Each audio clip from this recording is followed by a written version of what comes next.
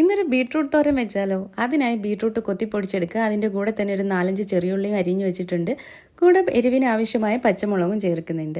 അതിനായി ആദ്യം പാൻ ചൂടായതിന് ശേഷം അതിലേക്ക് എണ്ണ ഒഴിച്ച് കടുക് പൊട്ടിക്കുകയാണ് വേണ്ടത്. കടുകൊക്കെ ഒന്ന് പൊട്ടി വരുമ്പോഴത്തേക്ക് അരിഞ്ഞു വെച്ചിരിക്കുന്ന ചെറിയുള്ളി അതിലേക്കൊന്ന് ചേർക്കുന്നുണ്ട്. ആ ചെറിയുള്ളി ഒന്ന് ബ്രൗൺ കളർ ആകുമ്പോഴത്തേക്ക് നമുക്ക് കറിവേപ്പിലയും കൂടെ ആഡ് ചെയ്യാവുന്നതാണ്.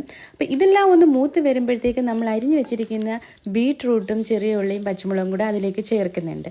ആവശ്യത്തിന് ഉപ്പും കൂടെ ചേർത്ത് 15 മിനിറ്റോളം അടച്ചു വെച്ച് വേവിക്കുകയാണ് വേണ്ടുന്നത്. അപ്പോൾ ഈ അടച്ചു വെച്ച് വേവിക്കുന്ന സമയം കൊണ്ട് നമുക്ക് ഇതിനുള്ള അരപ്പൊന്ന് തയ്യാറാക്കാം.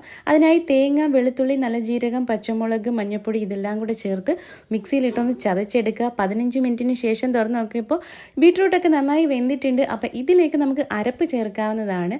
അരപ്പെല്ലാം ചേർത്തതിന് ശേഷം നന്നായിട്ടൊന്ന് മിക്സ് ചെയ്യുക. മിക്സ് ചെയ്തതിന് ശേഷം വീണ്ടും ഒരു 5 മിനിറ്റ് അടച്ചു വെച്ച് തന്നെയാണ് വേവിക്കേണ്ടത്, അരപ്പിൻ്റെ പച്ചമണമൊക്കെ മാറാൻ വേണ്ടിയിട്ട്.